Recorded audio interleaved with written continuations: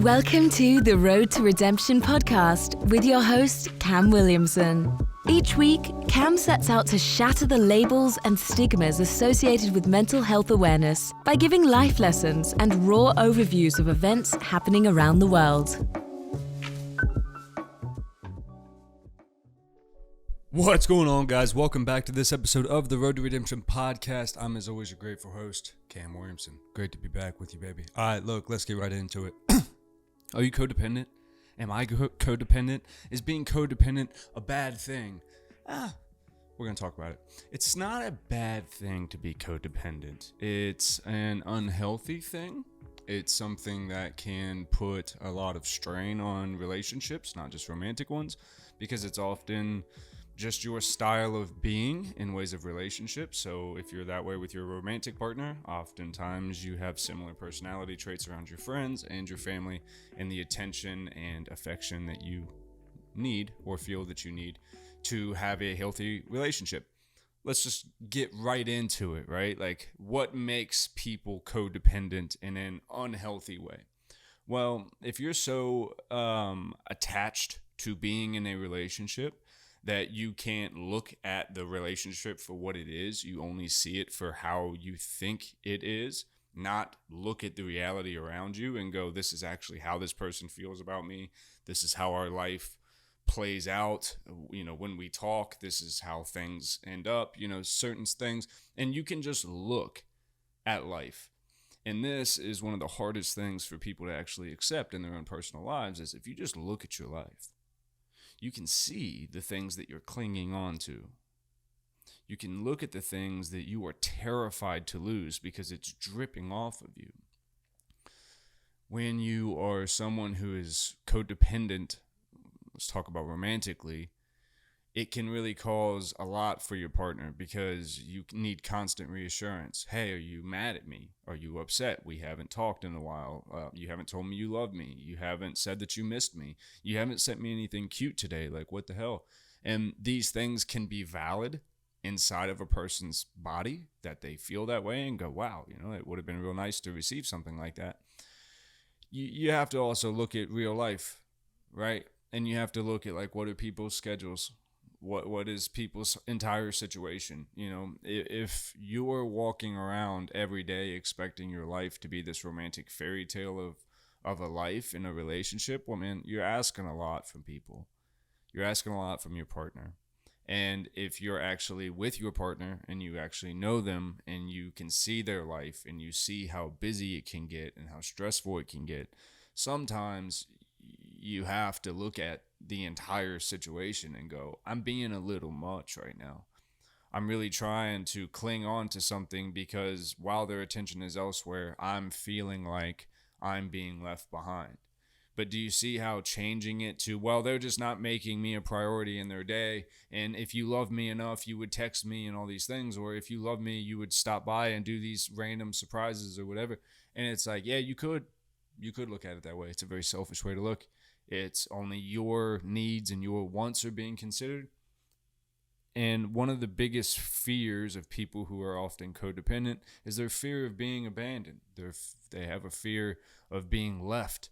Most people who are very codependent feel like on their own they're no good. And that's the essence of codependency, is your self-worth is so trash that you put up with things that you wouldn't oftentimes put up with if you were in a healthy, loving relationship.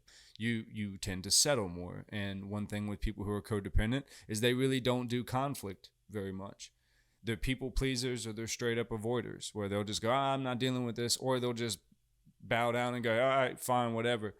Because really what you'll find when you have someone that's trying to cling on, and we talk about stuff like this, you're trying to cling on to another person, most of the time, that other person knows the deal.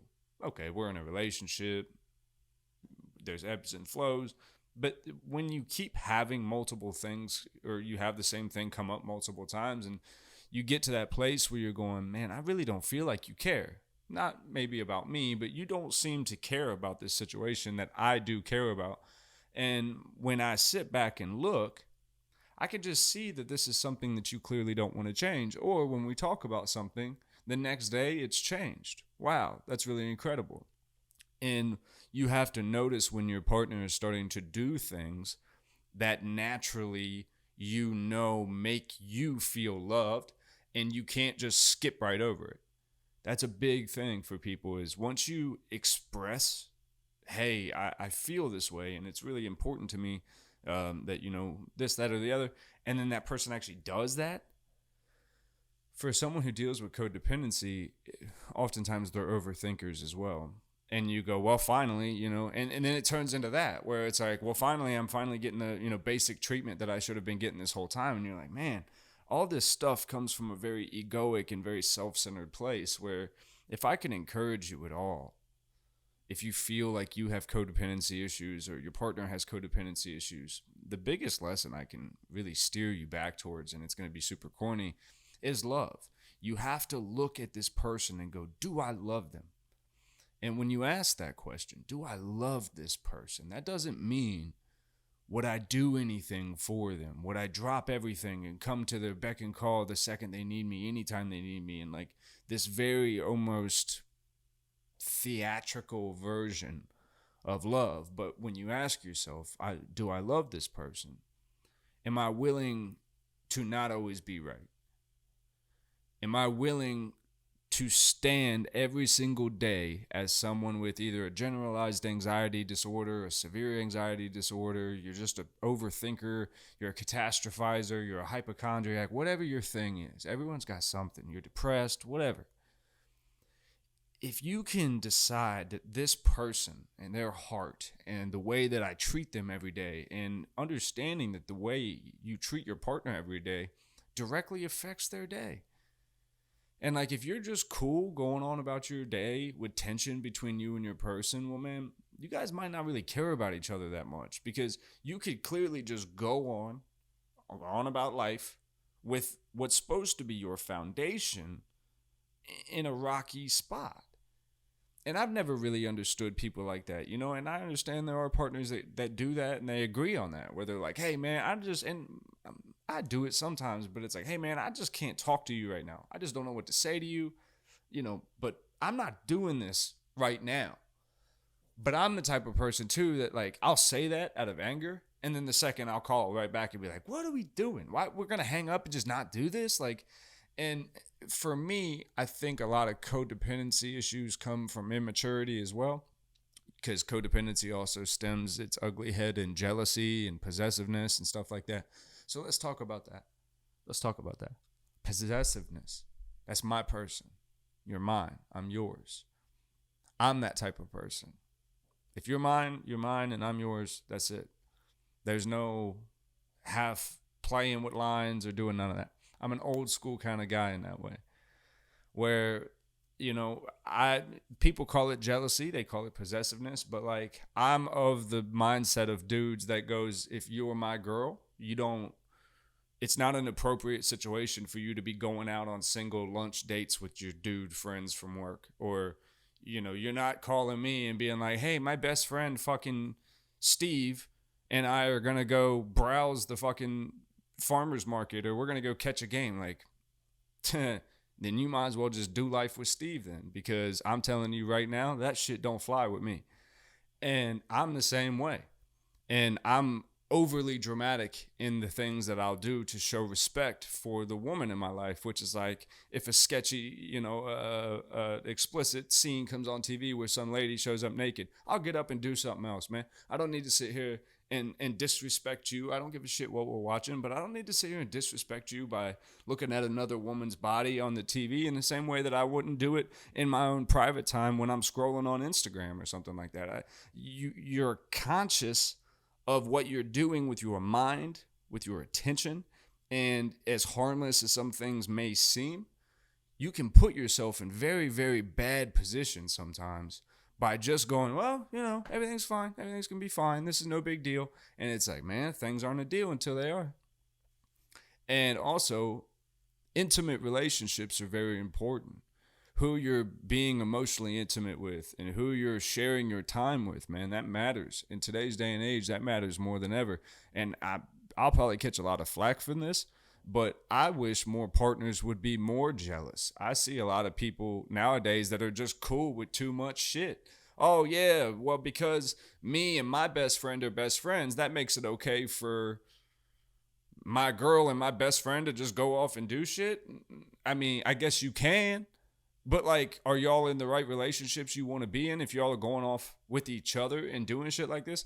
I just heard this TikTok of this girl, and she was real Southern, and she was on a podcast with like three dudes.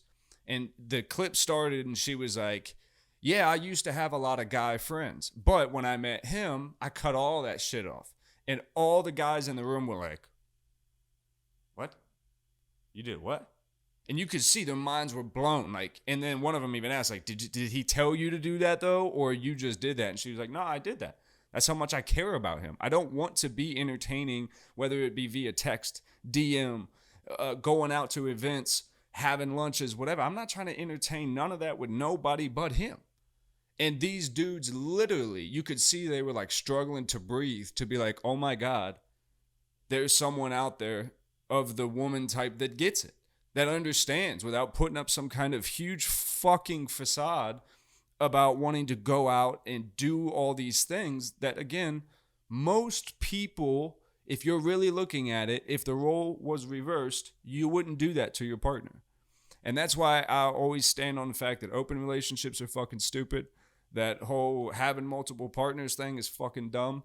You're doing that shit because you want to cheat on your partner and you're trying to get a hall pass for doing it from them. Hey man, complicate your life if you want, but that shit is for the birds. In a healthy relationship where two people genuinely care about each other, you're not giving your time, your body, your emotional capacity to other people outside of your relationships. If you're okay with doing that, you're in the wrong relationship. Now, again, we're on two different opposite sides of the spectrum. Now, you got codependency, and then you got like talking about people that do open relationships and shit. That's a whole different ball game of mess. But I'll end on saying this to you guys about being codependent. I am someone who loves love, and I love romance, and I love attention, and I love affection, and I love everything that comes with being in a relationship. I'm also someone that dedicated my entire life to love like 6 years ago, where I promised myself that everything that I did, everything that I consume my time and energy with, would be about helping the world get back to a more loving place, and in my own life try to be a more loving person. And I'm not always. And one of the things with being codependent, and when you are very in need of being with someone, if you were like me, when you're scared or when you're hurt or when you feel those old familiar feelings coming up, that the scabs might be coming off some wounds. You know, everyone has fight, flight, or freeze. I'm a fight kind of guy. So if I'm in a physical altercation, obviously I know to de-escalate situations so I don't go to jail, but I have no problem going there if we need to go there. When it comes to like me and my girl, and understand the way I speak, you guys hear it on some episodes, is more aggressive than I think most people are okay with being spoken to like. And me and my girl struggle with that sometimes because sometimes I can get, man, motherfuck, like, God damn it. And that's a lot, right? And me, as someone who was in the military, and I've been around, security and law enforcement, shit like that for pretty much my entire adult life, I can be the type of person when in conflict that is, as my girl calls it, not me. It's not, and I don't agree with that because I have to remind her, like, it is me because I am responsible for the way I talk to you. I am responsible for the things I say and how I say them. And it's only through genuinely loving her and hearing what she says when she goes, yeah, but when you talk like that, it makes me feel disrespected or not appreciated or whatever. It feels like I'm just any other person on the street to you, and I'm not supposed to be that, And that opened my eyes so much, which was like, you're right. And because you were right, I need to change the way I speak in general. Because if I'm speaking like this and I didn't really understand that I was doing it and it was coming off the way that it was coming off. But now that you've made me aware of it, and because of your love for me, you weren't coming at me. You were genuinely bringing it to me as a way to be like, hey, I want us to be better in this, and I want to feel safe so I can talk to you. Here's how you do that. She watches the show. She knows this kind of stuff I talk about. And, she picks up on some of that, and she goes, okay, this is what he's talking about. This is how he works. All right, let's do this. And she genuinely puts it into action. And when you have someone who does things like that, this is coming from the more codependent, anxious types people, give them their flowers, man, because you don't know what little change, like how much effort it can take to make change. Whether it's little, massive, or in between, it can take so much effort for someone to change any part of their life. If someone is standing in front of you, and I'll end with this, and they're saying, I see a problem. You've made me aware of it because of my love for you. I want to be a better person. I want to be healthier. I want to rest in you, and I want to be able to trust in you. And if I can rest in you and trust in you, then I can take some of this load off of both of us, where I'm not feeling bogged down by all this, and I'm not bogging you down with me needed to be reassured all the time. How do we get there? What does that look like? What do I need to say? What do I need to maybe try? And for me, sometimes it's silence. Sometimes it's me sitting in myself going, hey, everything's okay. Everything's okay. And guess what? If it's not okay, I would know. And if I don't know, then they must not need me that bad. And some of that is a self-detrimental way to get, because it kind of puts you back in a pity party state where you're like, well, if people wanted to talk to me, they would. And if people wanted to, send me something, then they would. But people don't, and, whatever. And you can definitely get there with that train of thought. But I'm just saying, you can just, like I started the episode on, you can just look at situations for what they are. If everybody's out doing their own thing, and you know that we're working towards one collective goal, your desire for affection and your desire for attention, you have to understand it is very childish. And while it's okay to, have your wants and needs kind of heard and understood by your partner, it's not their responsibility to soothe you like a blanket every minute and every hour of every day. That's a lot to put on a grown adult. And it's a lot to ask for another grown adult that you be at my beck and call every second of every day, so that way I can feel comfortable in our relationship. If you have to do those things, then you obviously don't feel comfortable. Get those issues out there. Why don't you feel comfortable? What is it that makes you feel this way? Is this person actually doing things that makes you feel that way? Or is your head making things up and you're putting that and projecting that out onto that person as something they're doing when they're not really doing that? It's all things you can ask. I have a feeling that if you're clicking on this video, then you know that you're more attached, and it probably feels to you like you care more in your relationship than your partner does. Here's a simple way to fix that. Ask them, how much do you care about me? Are you still invested in this? I'll ask you this once. If something changes, I trust you'll let me know, yeah? Other than that, we're working as a team, right? And then you go through your little daily spats and you get through stuff, and you're not always the best version of yourself, and one of you is being the bigger person, and you'll go back and forth with it. But I'm telling you, I can't tell you how important it is to truly know your person. And if you're with someone who's codependent, and you're with someone who's anxious, or you're with someone who's avoidant, or you're with someone that you just, the way that when you find conflict in your relationship, you tend to not be able to resolve it relatively quickly, I'll give you this. Keep digging. Keep digging into each other. Learn about each other. That doesn't mean interrogate each other and accuse each other. It means learn about one another. Why are you feeling this way? Hey, why do you, and just speak honestly sometimes. Why do you look so scared right now? Why do you look so sad right now? Like, tell me what's going on. And, if they're going to sit there and just play the whole I'm fine game, I'm fine, it's like, all right, man, then be fine. Be fine being that way. And be fine with our relationship being this way. But you got to understand that this is a give and take thing here. And if somebody's always trying to give and one person's always taking, well, that ain't going to work. If two people are just trying to take from each other, that ain't never going to work. I love you guys very much. If you made it all the way through this episode, go ahead and give it a thumbs up for me. It means a lot when you guys do that. Subscribe. Most of you guys are not subscribed. I've been looking at the numbers a lot lately. I appreciate all the new viewers we got coming in, all the new subscribers, but most of you are still not subscribed. Hit that subscribe button for me. If you want to see everything as soon as we drop it, hit that little dingy bell, and I'm going to let you guys go for today. I love you so much. Bye.